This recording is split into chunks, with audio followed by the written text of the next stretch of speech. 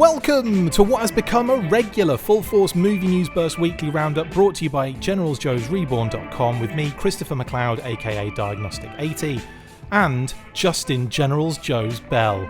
In these seemingly regular movie-related episodes, we bring you all the news from the last week that was Snake Eyes G.I. Joe Origins. It's the Full Force Movie News Burst weekly, which I should have defaulted to you, but I forgot. What a crazy week, eh? Absolutely insane. It's been another busy week, and kind of add that to the fact that, the movie is officially out in the world now, and it's going to be probably a whirlwind for the next few weeks. Yeah. Absolutely. Right, well, let's to give everyone a little heads up, Justin, there will be a little bit of spoilers in this, as Justin and I will do a little movie review towards the end of the show, but we'll give you a little spoiler alert warning and tell you to skip to this time at whatever point that might be. But the rest of it isn't. The rest of it you can sit back and enjoy if you haven't seen the movie already, or if you're waiting to see it this weekend at some point. So let's get stuck in, shall we, mate? Let's do it.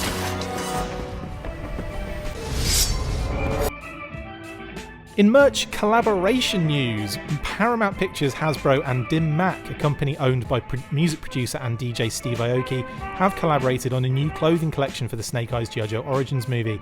The collection consists of 2 standard tees, 2 long sleeve tees, easy for me to say, and a hoodie featuring art from Scott Johnson and other cool Arashikage designs. Links in the description if you fancy any of these. Justin, into these or not really? What do you think? I'm into it. I think they look cool. I like some of the artwork and stuff. I mean, I don't know if I'll ever spend the money on it, but yeah, I mean, it certainly is some interesting graphics and some usual attire. So I always love, hooded sweatshirts and things like that. So I don't know if I will take the plunge, but I think it's good to kind of spread that awareness. It really kind of ties into what they're doing with the classified line a little bit, where they take all these sort of, esoteric artists, some of them very commercialized, some of them not so commercialized, and kind of bring their art to the package and sort of make it, allow the artist to kind of express themselves through the imagery on the package. And it seems to be translating. They've sold, t-shirts and posters with some of this art, and now they're doing some different art on this clothing line. I think they're really trying to ramp up sort of a collector vibe, a more adult vibe. People who are into some of those the vinyl toys and some of the real kind of artistic elements of this sort of design work, I think can latch on to some of this stuff. It's got a complex vibe to it, this one, hasn't it? Yeah, it does. It definitely does. Network, complex, that kind of thing. Yeah. Yeah, I know I'm getting old. Yeah, I know I'm getting old because half these people in these places, I just never heard of them before. Like I have no idea who this DJ is, but I'm also almost 50 years old, so I guess. You're doing well though for 50. Sure. We'll also be talking about a little bit later on about our updates on the virtual running club challenges as well, and you're going to put me to shame. Despite that, but let's in terms of the designs, it's funny that Scott Johnson's art, man, that's getting everywhere, isn't it? He's getting seen as well, which is good. Yeah, it deserves to be. I mean, his art is fantastic. It blows my mind a little bit that they used a lot of his art for the GeneralsJoes.com website. If you follow him on Twitter, he will link to different things of artwork that I guarantee you have seen on store shelves probably hundreds of times. You just didn't know it was his. But I mean, I'm glad he's kind of being showcased in a lot of these different ways, because he is an amazing artist, and he kind of flies under the radar because I don't think he has done any art on any of the packages as far as I know of, but correct me if I'm wrong, but I don't recall that. But it's been featured so heavily on the website that you see it and you kind of immediately identify, that art. It seems quite sad that he hasn't had a single classified one to do, because you're right, he's literally doing the heavy lifting everywhere else, isn't he? Like you see that art on like wall decals, on merch, on these kind of figures. You see his stuff like everywhere, and it's kind of funny that. But at the same time, he's not getting that nice little classified shout when they drop a classified reveal. Exactly, yeah. Whenever they do those Fan Fest Fridays, they talk all about the artist on the package, but don't mention the guy that drew like 30 different pieces of art for the website. He's just as talented. So, absolutely, it's absolutely. Kind of crazy. So yeah, we'll hopefully. He will get, he might have one in the future. We'll never know. Maybe. We will know eventually. We will know, yeah. So yeah, that is obviously that is the Dim Mak, Hasbro, Snake Eyes, Paramount Pictures collaboration. And moving on, and this was an interesting story as well, Justin, in Japanese release date news.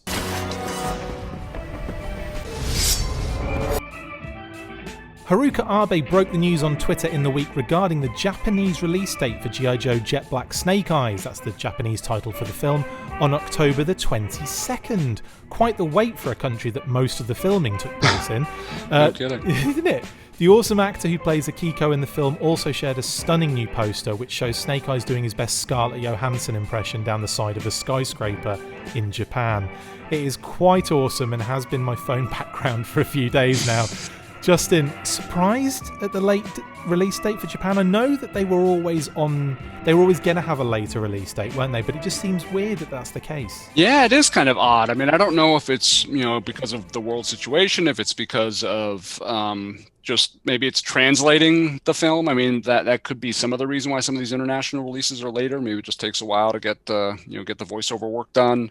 But yeah, it's pretty surprising actually. I wouldn't have thought it would have been quite that much later. But in retrospect, I mean, the move up to July was made pretty recently, and perhaps just some of those international markets, weren't quite as ready to jump up 3 months like the U.S. was. So yeah. I mean, that could be part of it too. That's a very good point as well. And I still feel sad for the UK having to wait another 3 weeks or so for it to come out. Yeah, it's a bummer. Yeah, I mean, most people are going to be, when they see this episode, have probably already seen the film, and, we're going to be talking about it a little bit later on as well, but yeah. One thing about this that you already mentioned, I think, is just the poster itself is just amazing. Oh. I love it. It's so much better than any of the American posters that I've seen. It's really gorgeous. I will throw a spoiler in here, fast forward 5 seconds, but it's not from the film. Yeah. Yeah, we'll get into that because I have some complaints about the way that is handled a little bit in the film, but we can talk about that later. Yeah, totally. Okay, well, next up then as well is Comic-Con news.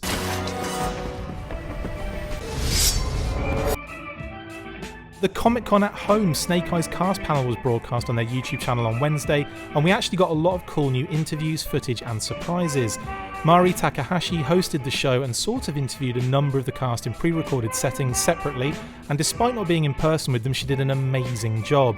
Samara Weaving, Takahiro Hira, Larry Hama, Iko Weiss, Ursula Cubero, Haruka Abe, Andrew Koji and Henry Golding all discussed the movie, and there were some very cool details that came out. One thing I will mention is that Ursula Cubero couldn't speak much English at all before filming, and now she was on there in fluently speaking, no problem. So it's quite crazy that happened in such a short space of time. Amazing. Loads of other things popped out of that as well, but obviously we can chat about them. But in addition, Henry Golding revealed that he would be appearing at one of the Fan First events that evening, and he turned up at the LA showing where friend of the show Diana Davis was watching on her birthday. Amazing stuff. Samara Weaving also made an appearance as well for the very lucky people in the audience.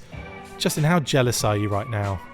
Man, I mean, that's pretty awesome. I think as soon as they announced sort of the fan first screenings a while ago, I think I was kind of crossing my fingers that I might be able to attend one, even though I wasn't all that optimistic that there would be one near me. But and then when they did announce it and you could actually search for them, I was correct. There was none near me, but I was really happy for Diana that she had an opportunity to attend, because I know she's been very eager to get in on that. And the fact that both Golding and Samara Weaving were there, that's the cherry on top of the sundae. That's really awesome. Yeah, I'm a little bit jealous, but that's all right. It's all good. Couldn't have happened to a nicer person. So totally. And some really interesting things kind of came out of that little kind of thing. Obviously some new footage, which right now is completely inconsequential when you think about the fact the film's out. But we saw we saw a full clip of Henry Golding and Haruka Abe's little kind of fight scene, where they're kind of doing some sparring. We saw all sorts of different little nuggets behind the scenes, bits and pieces, which was really nice. It was cool to see at the time,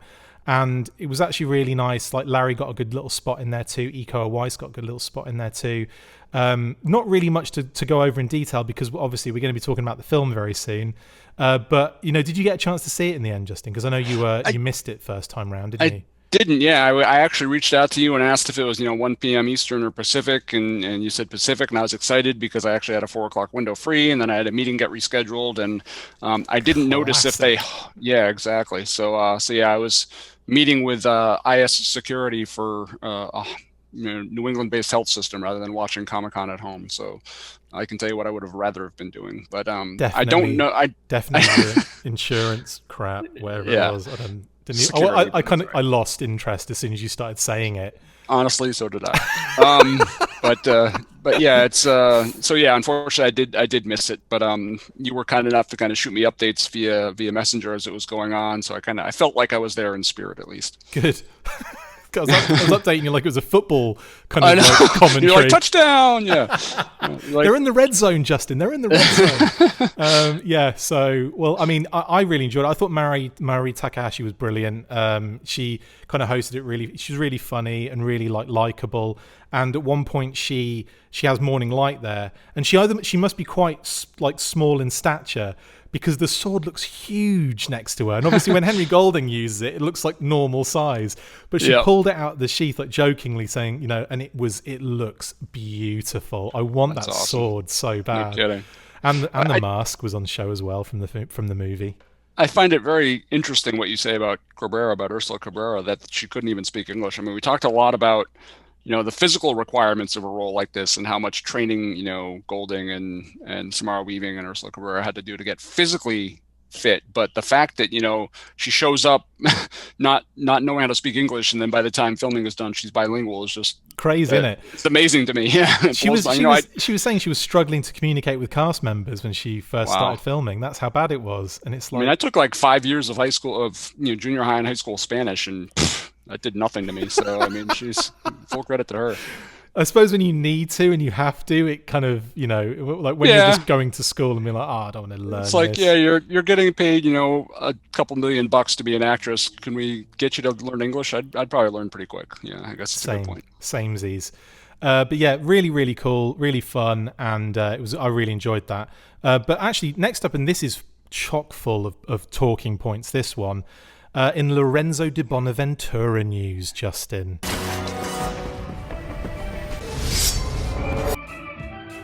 In a recent interview with Mike Ryan at Uproxx, the Snake Eyes G.I. Joe Origins producer Lorenzo di Bonaventura discussed both the G.I. Joe and Transformers franchises in some detail, even going as far as to give out some more details on future projects, as well as ideas and scripts that didn't quite make it.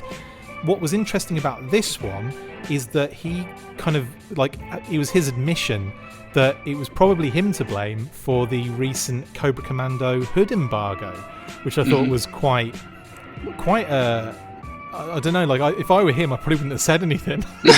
No kidding. But he did say, didn't he, that he was talking to some Hasbro reps at one point, and he says kind of looks a little bit like the KKK, doesn't he? And everyone looked at him like he would just farted in a lift. And I think from that point on, like, he just decided that wasn't going to be the case in any of the films. They weren't going to see Right. it.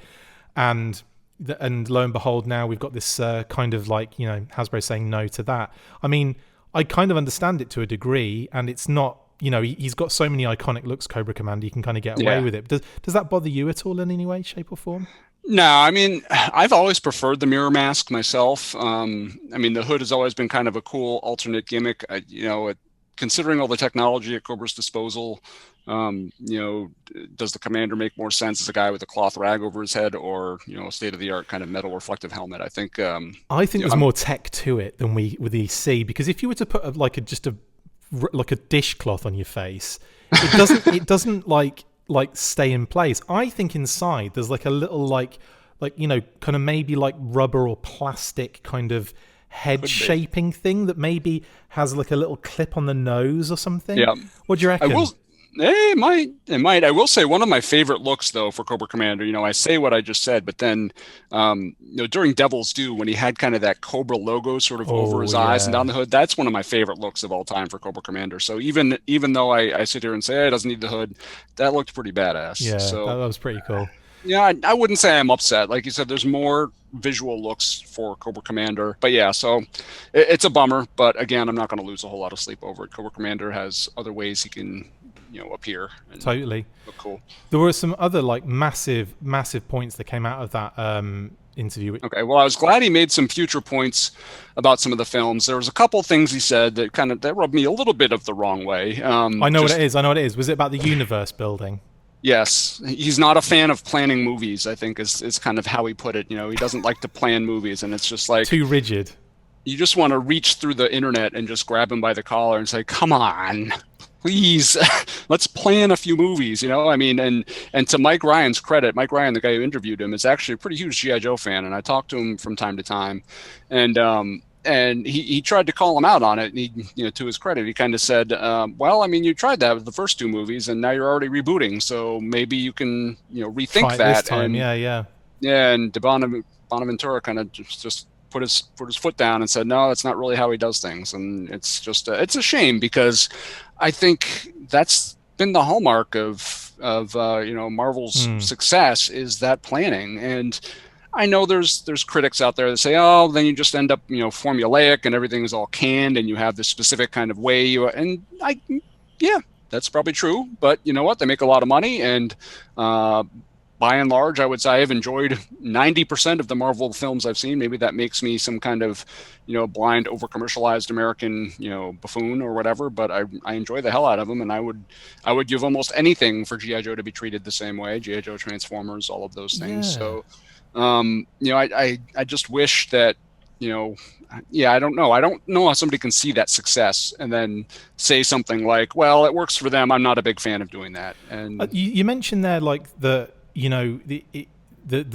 argument being that if you have that bigger plan, it leads to more formulaic. Yeah. But they still crank out standalone formulaic movies. So it doesn't really make a difference at the end of the day. Yeah, and it needs to be at least a broad idea of where they're heading.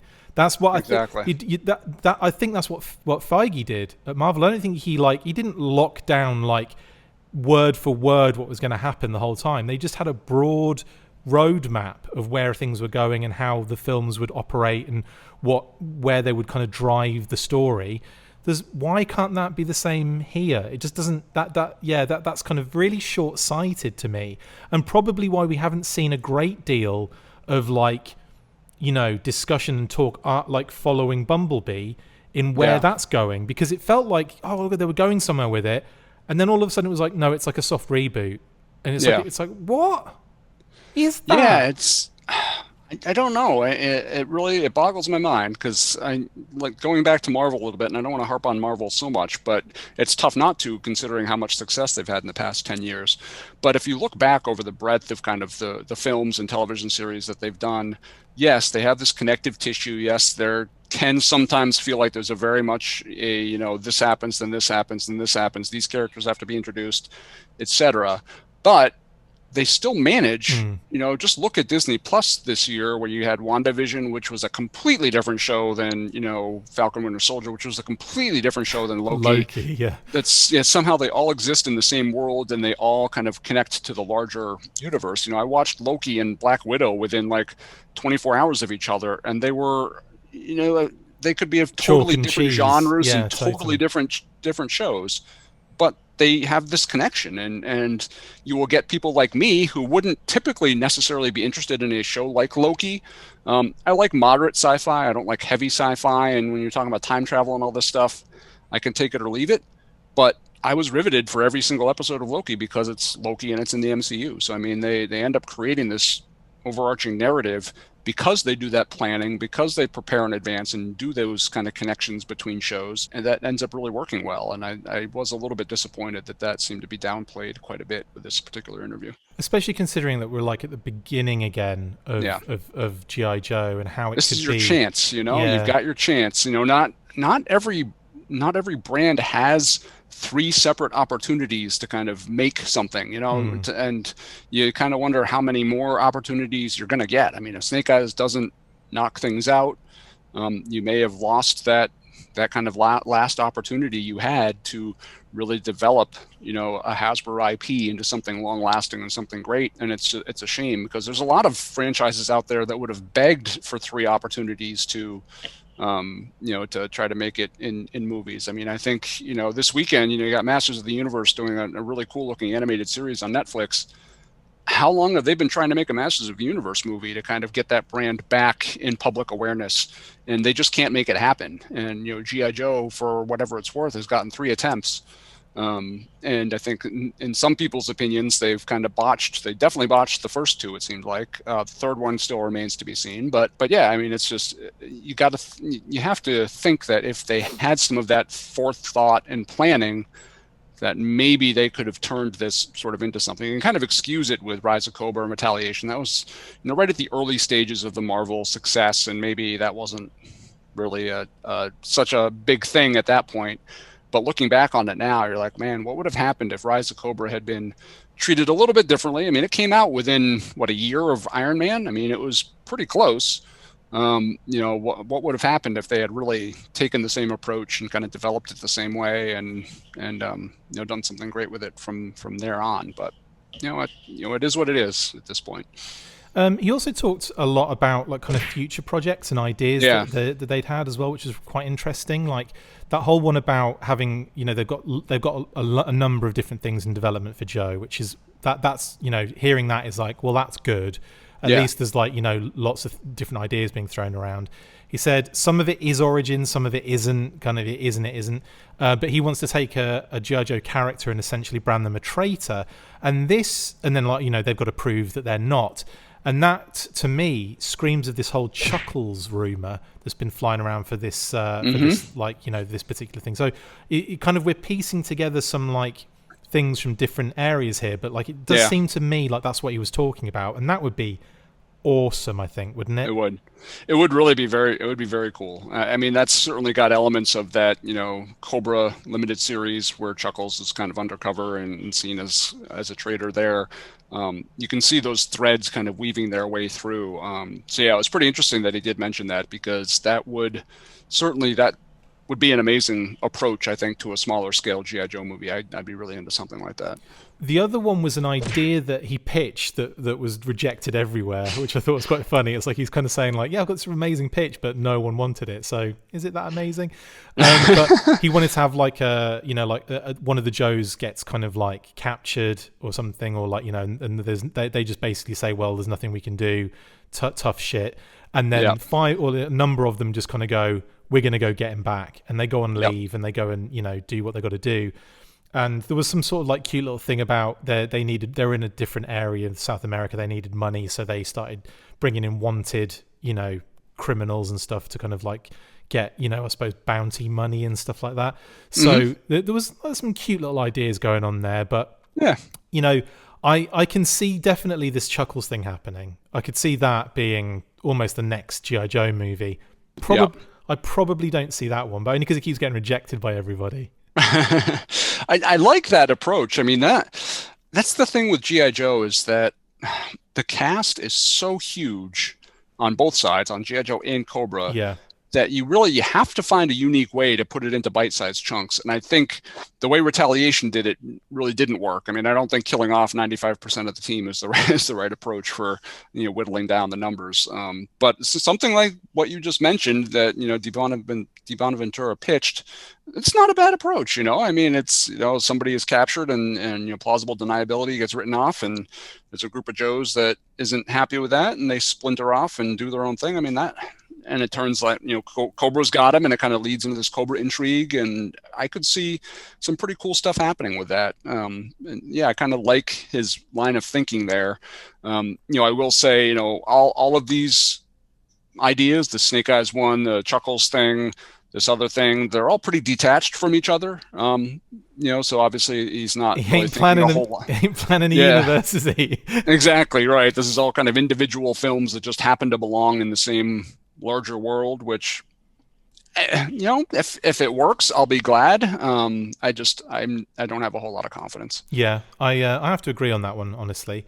The last few things I'll mention, obviously, revolve around the crossover between Transformers and G.I. Joe, and that's something that he mentioned that Paramount have never been into. They've never wanted that, because it's two brands coming together rather than just having two separate franchises. They're not really a fan of that. Yet there have been so many crossovers all over the place that I don't see I don't see the problem. Just to me, Yeah. but he thinks it's inevitable. He thinks it's going to happen at some point, and Stephen Caple Jr. could be the guy to do it because he's a big fan of both franchises. Right. I think he's concerned, and either the Paramount or Hasbro people are concerned that you might dilute each brand by putting them together, or you sacrifice two brands for, a moderately successful movie rather than doing two moderately successful franchises that, can end up earning double the money. I'm with you. I don't really see it like that. I mean, if you look at, again, not to beat the Marvel dead horse, but something like Civil War, where nobody had ever heard of Black Panther before they introduced him in Civil War. Did that dilute both brands? Because Black Panther then went on to do $1 billion movie on his own. So, I mean, I think there's ways to do it. I think it's all in how you execute. Now, does Bonaventura have the skills to execute that well, like Kevin Feige? I don't know. I don't think he's proven that yet, but it'd be nice if he kind of gave it a shot. I think there needs to be someone in that position, doesn't there, who is like more of a writer, honestly, or like more of a, like a high level kind of writer, because I definitely think it could be, it's an untapped resource for me, both brands, honestly. Yeah. And I think, having someone, I think, just getting a fan who's a fan of both, that's not always the best course of action either. But getting someone that knows good storytelling to just go, right, give me the bullet points and I'll build you something, is probably far more effective. Do you know what I mean? Thanks, Phoebes. She's right. She agrees. She knows you're talking to me. Did your voice come out of the speaker or something? that was basically the Bonaventura interview. Some interesting points coming out of it. Some things that kind of make you kind of pull your hair out, and some things that you're just like, well, I can live with that.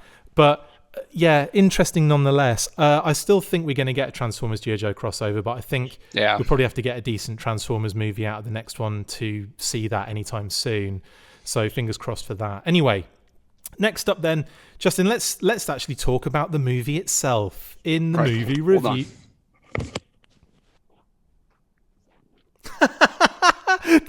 There's me going, oh, he must be like, having to take a phone call for work. No, he's putting his Snake Eyes mask on.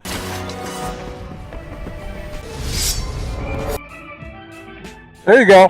How's that? Does that sound good? It looks brilliant. It sounds brilliant. What's really funny is it's slightly too small for your head, which is even funnier. Yes, it is. Yeah, I don't think I can wear this for the whole thing, but tough. You're gonna have to now. You've committed. That looks amazing. Yeah, you like this? Well, I've got one to my right as well. I know. I was gonna say you've got one too. What do you? I've got the really good one as well that I can't put on. Yeah, it's much better. Away. Anyway. Let's talk about the movie, buddy. Right. So. Obviously, we've both seen it now, and if you haven't seen it yet, guys, and you don't want any spoilers, then please skip ahead to the time on the screen right now. Okay, you've had ample warning. Spoilers from this moment onwards. Saw the film, obviously, advanced screening a number of weeks ago, but then also saw it again on Thursday night, so I'm like fully versed in this film. I could probably give you like a scene-by-scene breakdown. Now, I'm going to start quickly by just saying that I absolutely loved it. I had a great time watching it. I really enjoyed the performances from all of the cast, and just thought it was like a nice, fun action movie. Like, really, really enjoyed it. That's not to say that there aren't a few moments in there where I was like, but there's some really, really good high points in there too. Justin, I know you've got a kind of similar thought process on that. I mean, take us through some of your. Let's start with the negative aspects first and foremost, and then we'll move into the good stuff because we want to finish on a high. So, sure. Take us through those, like some of those criticisms. Yeah, I mean, well, first of all, I was a lowly peasant, so I went to the theater last night. I didn't get invited to any special premieres or anything, but no, yeah, I saw it last night, and I was looking forward to it, and there were some things that I wasn't wild about. I think to me the biggest problem with the film, and I'm not going to harp on any of this stuff because I don't want to be overly negative, but I do want to be kind of fair and want to be honest. Yeah, same. In that I really, Snake Eyes came across as being a bad guy, I thought, throughout the majority of the film. He deceived people. He looked out after his own ends. He was, not honest with Tommy. He wasn't honest with anybody in the Arashikage clan. He helped steal this artifact that, killed dozens of people. Also, he could get some petty revenge against the man who killed his father. And then when he had the opportunity to take that revenge, he didn't. So all this stuff that happened because he stole that heart of the sun was basically for nothing. And then kind of at the end, he has a moment of redemption, which is good. But still it's kind of like, thank you for, allowing the Arashikage temple to be destroyed and for killing half of its residents here. Have a great high-tech battle suit. And, thank you so much. That was kind of probably my biggest problem, just because that is the whole crux of the film. And Snake Eyes just comes across as being kind of a punk. And I don't like that. I mean, it's, I just think that was kind of a big failing of the film, is that I think it took them way too long for his redemption arc to appear.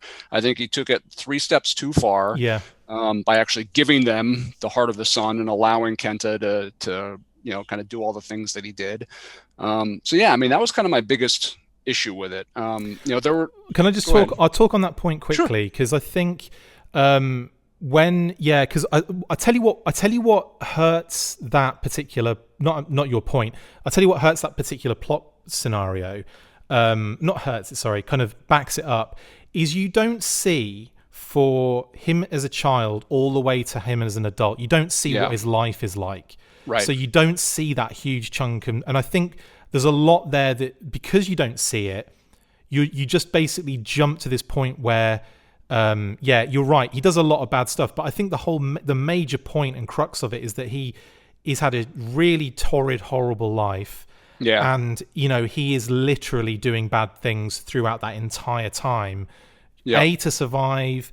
B, to can keep off the radar of certain people as a child as well, so it's going to be really difficult for him. So I feel like there's a whole element of that film that skims over. Obviously, it has to. You can't have and be 5 hours long otherwise. Yeah. Exactly. Or just the movie will just be his life as a child going up to that Fight Club scene.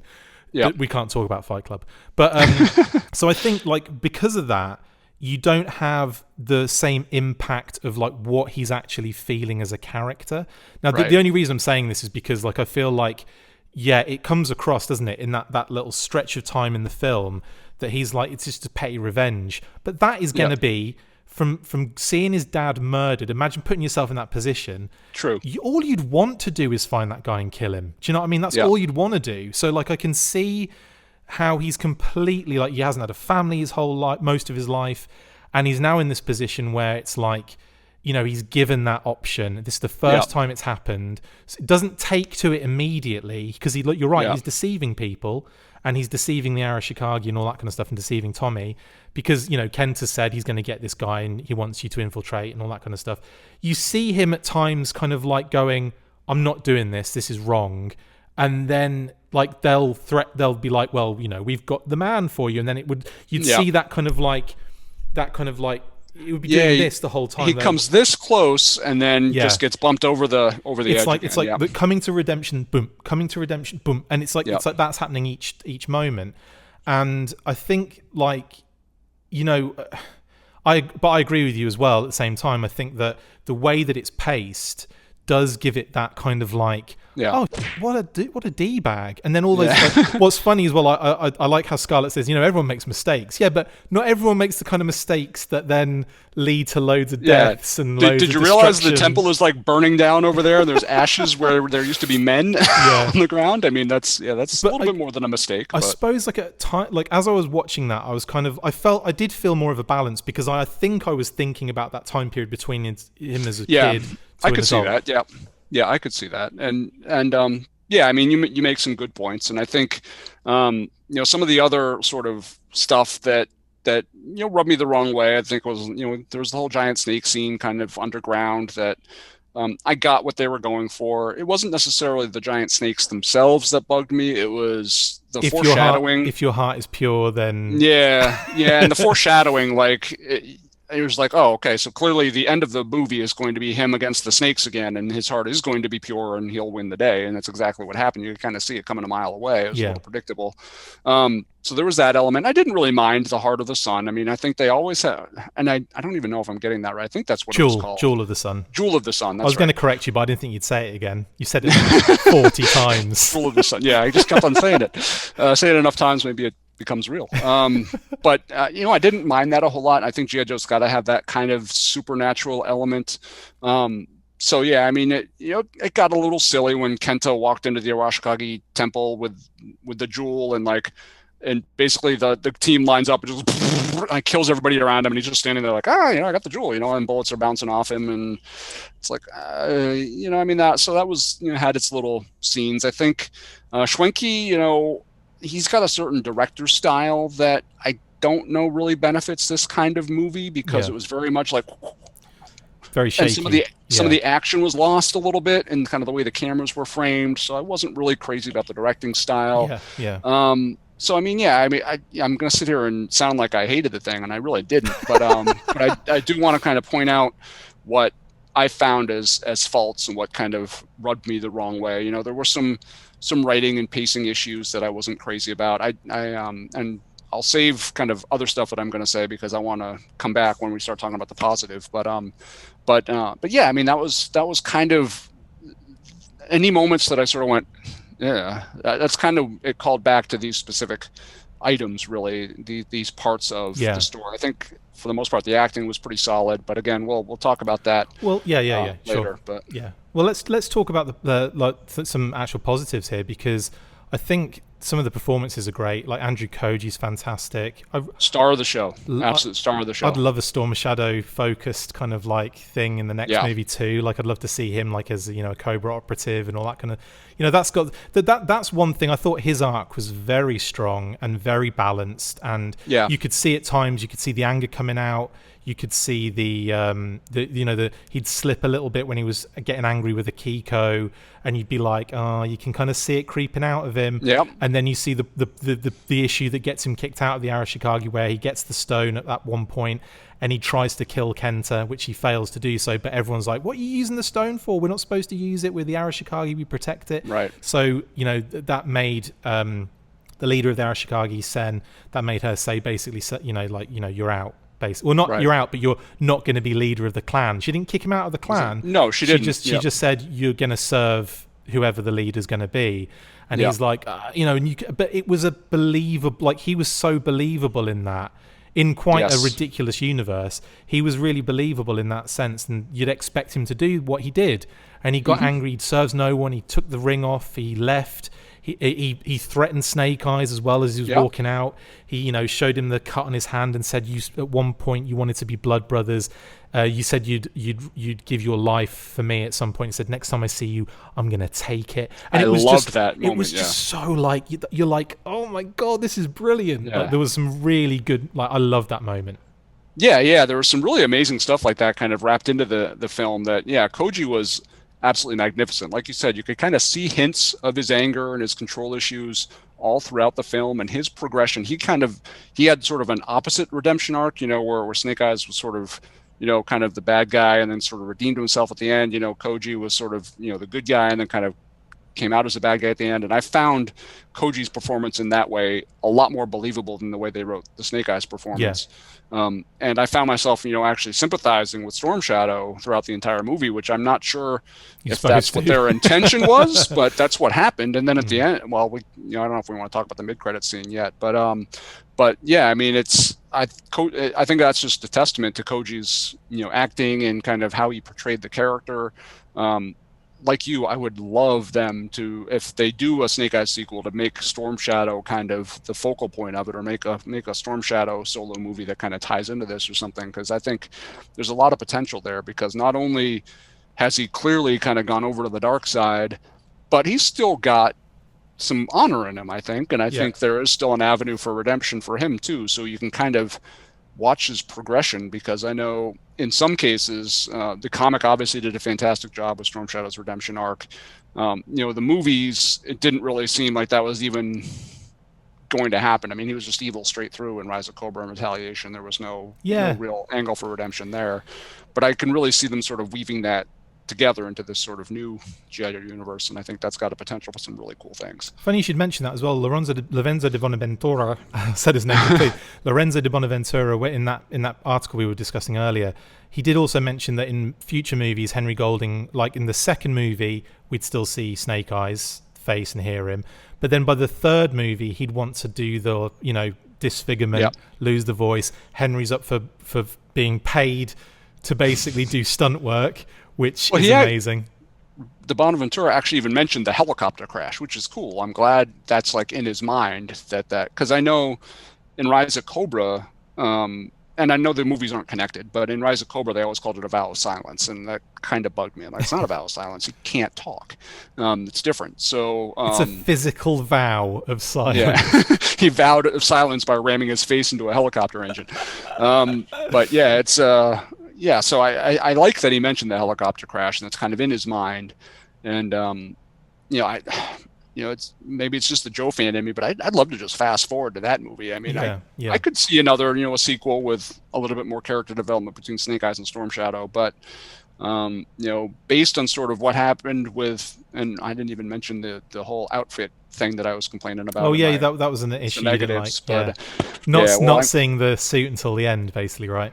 Well, every piece of advertising has him in his awesome Snake Eyes uniform, and basically the only time you see it is in the same scene that you saw in the trailer, a month ago. So I mean, you literally do not see his Snake Eyes outfit except when he gets on the motorcycle at the end and rides away. And I think that sets things up for a cool second movie. But damn it, I want it in this movie. I mean, I just some of those quick shots of the car chase in the trailers made you think that maybe he had the Snake Eyes gear on there, but he didn't. It was just kind of a black I will suit, say I did like that gear though.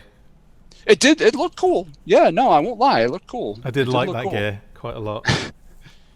See, you're not the only person that can cosplay during the show. There you go. You got to jump on a car and ram your sword through the roof now a couple of times. I will say though, I bloody loved what I really loved about this film, and I will harp on about this till the cows come home. That makes no sense, but like the kind of old school 80s nods to ninja movies, like all of these kind of gear and like the snooping around and the going over roofs and like the like the kind of the sneaking around stuff, and then like the fights in the train. I bloody loved all of that. Like I thought it was so well done. And one thing I will say, every single member of that cast looks like they've been fighting, doing martial arts for like their entire life, because not once was I like, because there are movies where like they'll show like a scene of like a football match or something, and they've got like a couple of extras playing football, and it's like they have clearly never kicked a football in their life.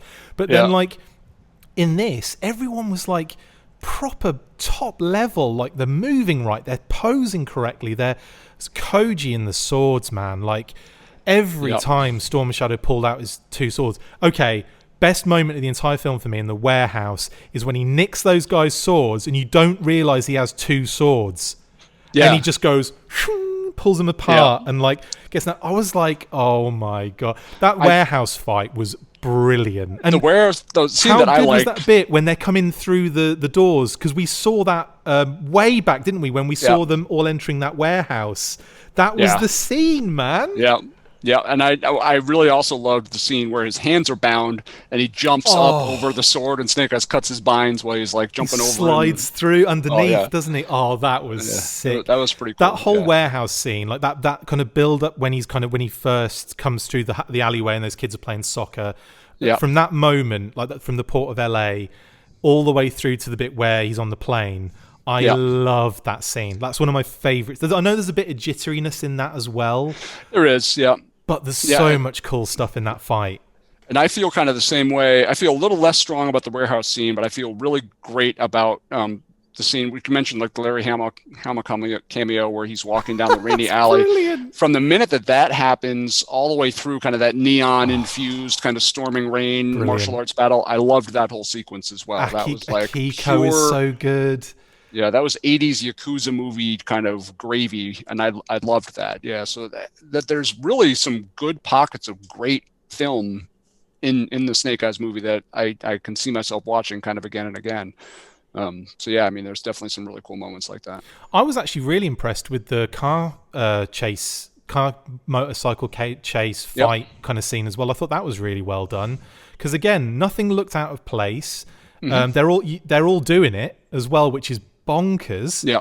Like, and I thought I loved Haruka Abe's little parkour scene. That was like to see that on the IMAX screen, just like bing, bing, bing. Nice. Back on the bike, I was like, yeah, that's dope. Really enjoyed that too. And also the fight at the Arashikage Temple. There were fight scenes in that are great. Like the sword fight with Storm Shadow and Snake Eyes is really good. I tell you what I did have a problem with. The fact they panned away from, or they moved away from Iko Uwais in the middle of his big fight. And they come back and he's taken like 3 out and that's it. And it's like that guy's a superstar, and I don't feel like he really got a chance to shine. That would have been if they'd have kept like a whole fight scene of him in there. I would have had no issues at all with that. But because they took I feel like there was a fight in there, and they will never see it. That maybe didn't make it through editing. Yep. Yeah, it's possible. There was that, and again, I don't want to harp on the negative, but there was some scenes of Scarlet, in that same area where you see a bunch of guys like running at her and she just kind of brings up her gun, like just mows them all down, and then it kind of cuts away, and it seemed like that's kind of Schwenke style where he goes like, here's some action, here's some action, here's some action, here's some action, and you don't ever get a complete idea of sort of what happened. But I would definitely think Scarlett had a bit short shrift on it. I think she didn't really have like hardly any time on screen to really do anything of importance. She was really just like a link to the Joes, but in a very, very kind of like quick, this is the explanation, right, on to the next thing. And then you don't see until she lands. You don't see how she gets there. You don't see what vehicle she's come in. She's obviously lowered down in a helicopter, but we can't see that. So I know that they're trying to like keep some things a little bit secretive for like another film, but like I was definitely like I felt like a little bit shortchanged on Scarlett, definitely. Yeah, Baroness and Scarlett both, had somewhat equivalent screen time. Maybe Baroness had a little bit more, but it felt like Baroness was there more for a reason, and Scarlett was just kind of there, just like you said, as that connective tissue to the G.I. Joes. But definitely agree on the Baroness. Way more powerful scenes. Ursula Cabero just commands the screen, doesn't she? As soon as she speaks, it's just like she does. It's wow. Yeah, and that was another thing I really loved, is kind of how they described the Cobra organization as kind of being all these different disparate global, like smaller organizations that kind of roll up to a common leadership. I mean, that was key, and I really liked that explanation for Baroness killing 200 people just to influence an election, and they actually used the term terrorists, which they haven't used recently when describing Cobra, and that was all. I really loved that a lot. I mean, if Snake Eyes did anything, it did make me very eager to kind of see an actual G.I. Joe movie. Yeah. And I'm kind of wondering, like, is that coming? I mean, how is this going to lead up to that? But yeah, I think elements of that they did very well. Yeah, I agree. I mean, one thing that I will say is that, I definitely found some of the, I'll call them Sunbow aspects, very jarring. And that is things like the Blind Master challenge, where he kind of gives him that little kind of white light that he follows through the forest. Yeah, that was kind of weird. Like, I was kind of hoping that, like some of these things, I'm kind of like in my head, I'm thinking, have they drugged him maybe? And this is just a challenge that opens his mind up? Or is it one of those things where this is technology, not magic, as it kind of like was portrayed as? So it could be just like, like little Firefly type technology, that kind of thing. But I think it was like they were leaning into the mystical aspects of the ninja stuff, which I don't have a problem with, but it didn't feel like to me like that universe was in that universe. Do you know what I mean? They worked very hard to ground this in reality, and they did that so well that the little pockets of unreality really were jarring. That little Firefly thing, the Jewel of the Sun, the big snakes, it all felt like it didn't really belong in the same world as kind of the first hour of the film. Yeah. I will say, when I first saw the snakes in the preview screening, I was like, I felt like a little bit, I'm not really into that. But then seeing them on the IMAX screen, I don't know if that had any difference, like made any difference to it. I was definitely way more accepting, and I was like, actually, they don't look too bad, and like it's not like really great. It's not like Scorpion King level CGI, which is a bonus, because if it had been that bad, then there'd be an issue. But they actually look quite pretty cool. They did. And I'm the same as you. Like, I don't have a problem with big snakes. Like, that could just be that can be a thing. There are giant anacondas out there, and you wouldn't want to be face to face with one of them. But the whole thing of like, well, it won't bite you if your heart's pure. I mean, what? That's crazy. But again, like I can deal with the Sunbow stuff if that's the universe that it's in. But it doesn't. You're right. They ground it in reality, and then they have all these like really random things in there, and you're kind of like, not sure if they balance well. But in terms of the balance, I wasn't massively on point. But in terms of everything else, like in terms of just sitting there and enjoying it, it was a great time. I absolutely loved it. Yeah, and it's certainly one. This is an interesting one for you. Like, it's definitely the best of the three so far, isn't it? Live action, would you say? I think so. Yeah, I think in the perfect scenario, I would pluck some from Rise of Cobra, pluck some from Retaliation, pluck some from Snake Eyes, and kind of blend it together into what would be a really good G.I. Joe movie. But I think looking at three of them on their own, in their own merits, I think I do lean towards Snake Eyes as being the best of the three. I would probably agree with that. Yeah, just as kind of knowing what it's trying to do and executing that relatively well. I would say Snake Eyes is probably my favorite of the three. Yeah, so Firefly's been revealed by Mezco. Brilliant. I'm actually putting it in this weekly now, Justin, just so that we talk about it. But figure it looks badass. It looks like it could step out of a movie screen. I think that counts. It's pretty dope. Obviously, I'll throw I won't. Whatever. I'll just do it when I get to it, guys. Just calm the down, Hasbro and Mezco and Super 7 and everybody. I was going to say, that's the thing. It's not just Hasbro anymore. It's like Funko. It's freaking everybody. They're the problem, though. They're the one licensing it out to everybody that asks for it. Still waiting for our Full Force Weekly 3-pack presenter special classified figures. So okay. Well, the movie. Anything else to talk about on that one, Justin? Want to finish on any highs that you had? I will say one thing that I did like about the movie. I know obviously a lot of people have been complaining sort of about the different backstory. I did like the updated Snake Eyes backstory. His father being, and this is spoil. I mean, hopefully everybody's has seen the movie because we're getting into spoiler territory here. But having his father being a member of G.I. Joe and being killed by Cobra, and kind of Snake Eyes, growing up without a father, and I thought that was a pretty cool twist. I could have seen some other ways to do it, but with the kind of the trick dice is the Snake Eyes, the catalyst for his code name. Yeah. I thought that was really cool. Yeah, it was an interesting twist, an interesting way to change that story. I think, like we were saying, there are definitely elements of an entertaining film in here. I had a smile on my face the whole time. I mean, there's something about sitting in a theater and watching a G.I. Joe movie that just brings it out in me, because I've been a fan of this brand for 40 years, and it's always great to see it having some sort of cultural significance like this. And seeing all these photographs of people standing next to cardboard stand-ups and seeing trailers online and social media, and it's just always a really great experience. So I think in that way, I really did enjoy it.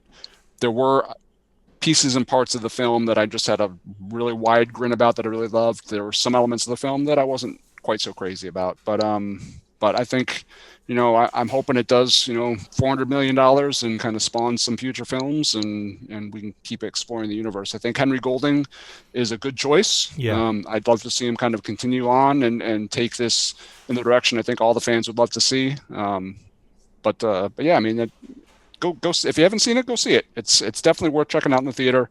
You'll have a good time. You'll be entertained. It's not Satan reincarnated as some fans would have you believe. I also want to mention as well, there's a couple of little nods that to the fans in there. Obviously, Joe Colton's name is mentioned, but also, did you pick up on Barovia being mentioned as well? I did. I picked up on Barovia. Yeah, I picked up on I'm looking around the movie when they say Barovia. Yeah, that was great. I loved that. Yeah, and that might be part of it, because I think that was during their explanation of what Cobra is, or kind of what Cobra did. I think Scarlett says it, doesn't she? She says the Baroness has been wanted from wherever to Barovia. And Barovia, yeah. What? Yeah. And then, of course, Golding at one point leans over to Scarlett and says "Yo Joe" or something like that in a quiet voice. Yeah. That was kind of neat too. So there's definitely the Barovia thing was probably the best Easter egg, because that's the kind of thing that the Joe Colton is, everybody knows about Joe Colton, especially from Bruce Willis and Retaliation, and everybody knows about the Yo Joe. But Barovia is definitely kind of a nice one. That'll be where Hunt for Infinity Mask is set, and where Chuckles is guaranteed. You've heard Absolutely. it here. You've heard it here first, folks. Just let me know when they get the white clown. I want to see the white clown. I don't. I'm just gonna. No, I hate that character so much. Right. Well, that's the movie. Last up then, Justin, for us. Actually, let's give it a potating. What would you give it out of your General's Joe's 5-star ratings? What would you give it? That's a really interesting question, actually. That's a very interesting one. Whether the good, I would say it's probably got a solid 3. I'd love to give it more than that. I think that's the best I can do right now is a solid 3. I think there were some moments that I really enjoyed. There were some things that I didn't enjoy. So yeah, I think more good than bad, which I think 3 signifies. It didn't knock my socks off. But. I was definitely more about, I would say like 3.5 out of 5 for myself. But yeah, again, massively enjoyed it. That's the thing, I didn't come out there disappointed. I did like have a few moments watching it where it was like, really? Yeah. But like, for the most part, I really enjoyed it. And every time I saw like something really cool, I think that just really piqued my, that just made me, go really high with how happy it was. But yeah, there you go. That's the movie. On to the next one then for us. We can forget about it. We can forget about this now and just move on to the next one. Done with our 2 years of Snake Eyes coverage. Now let's give us a trailer for the next one. Let's go. Come on, Hunt for Infinity Mask. Where is it, Lorenzo? What are you waiting for? Come on. Anyway, next up, Virtual Running Challenge, Justin. Let's quickly rinse through our progress on that. Sure.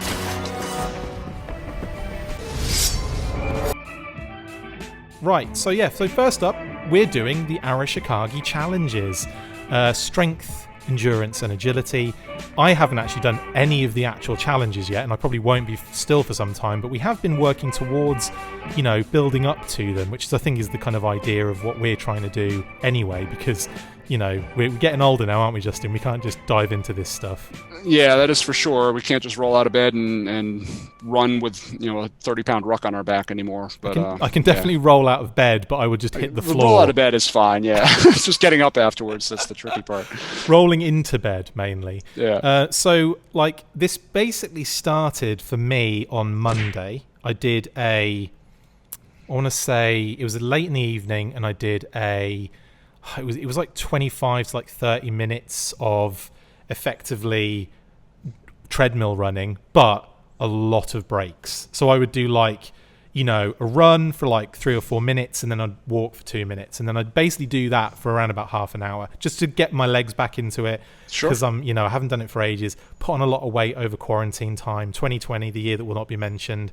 So I thought I'd break into it that way. What did you do on your first day? Well, I will admit I do have a routine a little bit that I have been doing, more often than not. But I kind of mix it up with cardio riding. I've got a little, I don't know if they'll be able to see it with your YouTube video or not, but I got an exercise bike right behind me. I've got my weight bench behind me as well. I try to alternate. I do 2 days of cardio, 3 days a week of weights per week, Monday through Friday. First day I did about 15 miles on the bike, which I people will say 15 miles, wow, but 15 miles on a bike is 10 times easier than 3 miles running. I mean, downhill maybe. That's I will say that. So I mean, it's I try to do that twice a week, that 15 miles on the bike. But I am looking forward to actually getting out and running at some point, because I think it's a lot more challenging. So yeah, I think that's, I was able to kind of get the heart pumping and do some stuff like that on that first day. And it felt good, but I can't wait to actually get out and do some running. A couple of shout outs.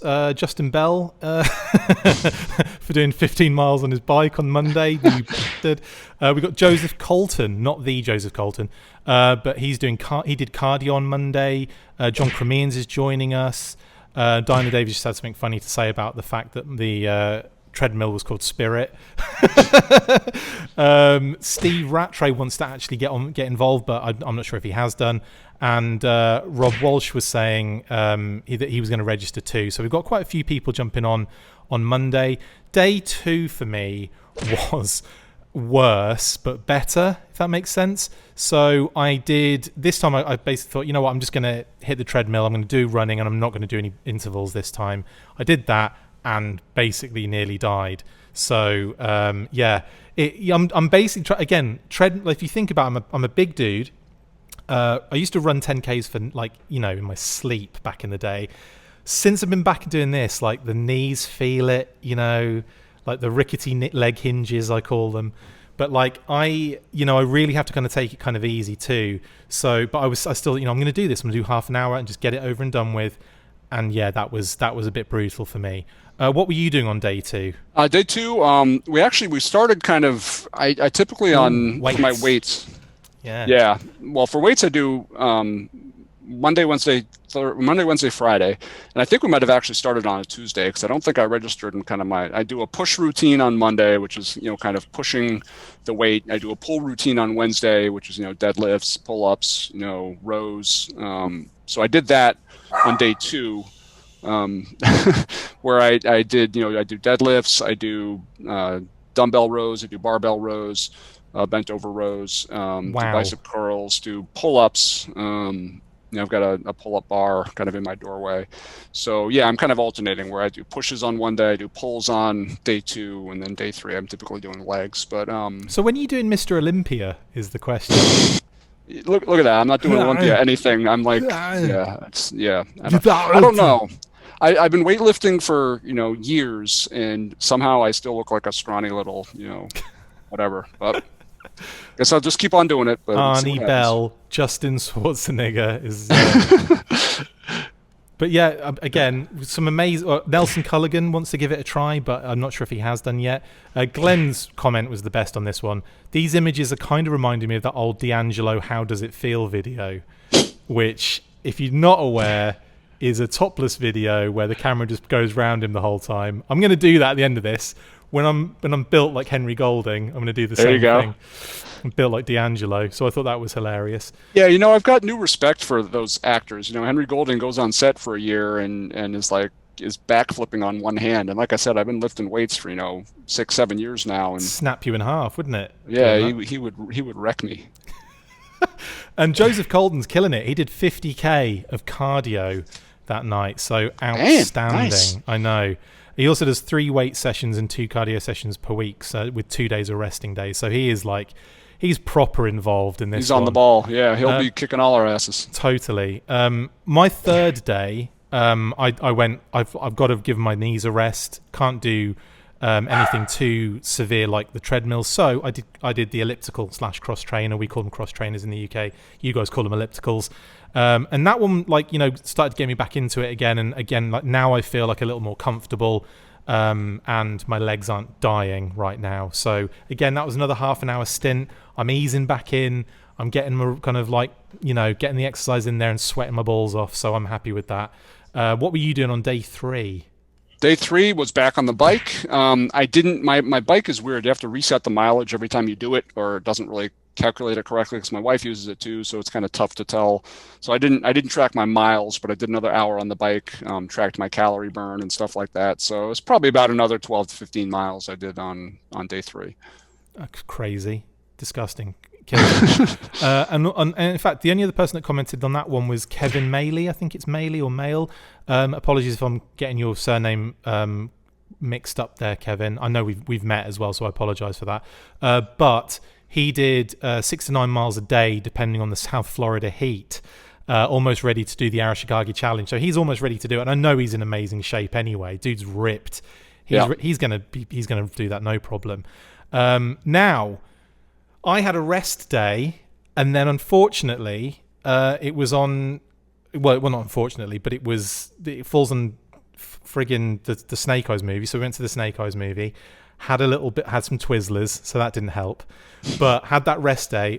Did you do anything yesterday, Justin? Yes, legs, front squats, back squats, calf raises, Romanian deadlifts, lunges. I think that's it. Wow. So yeah, I was just like, nah, I ain't doing anything. I'm letting my legs kind of build again. And then today, I'm not going to get the chance because I've got these 2 massive weeklies. I've still got that Firefly Mezco thing to do a news burst about now, and also the unboxing which I recorded a little earlier. So brilliant. You need a walking desk. You need to get a desk up and your treadmill underneath, and you can do the editing and stuff while you're. That's not a bad idea, actually. That's not a bad idea. I could do 1,000 miles a day with the amount of editing. No kidding. Oh my goodness. So I'm going to be getting back onto it probably Saturday because I don't think I'm going to. I'm trying to get some time tonight to try and do something, but I just can't see it happening. What are you up to tonight? What are your plans in terms of the exercise? I did some bike this morning. As far as, tonight I've got to mow the lawn. I don't know if that counts for exercise. But, it does. But I usually take the weekends off. I work out Monday through Friday. Take the weekends to try to sleep in a little bit and try to recoup. So I have a couple rest days, Saturday and Sunday. Awesome, man. Well, good luck with that. And to everyone else that's kind of joining us on this little kind of like progress tour, keep your posts coming in. I know it kind of like hinges on me actually posting stuff that you can post on. That will be happening again. It's just these days get kind of crazy. So yeah, back on it on Saturday, and can't wait to see everyone's progress again next week.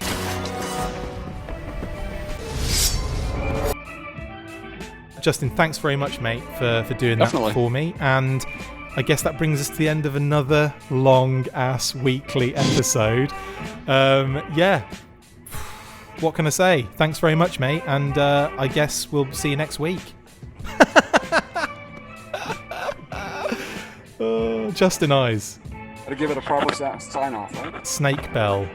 There we go. So, okay, in that case, that brings us to the end of this episode. Thank you for watching the Full Force Movie News Burst Weekly. Massive thank you to my awesome co-host, Justin Bell. See you next time. And as always, 1, 2, 3, Full Force! Brilliant. No, keep it on. Keep it on. I'm just gonna work the rest of my day for work like this. Do it. I wonder too bad I don't have any Zoom calls today. That'd be fantastic.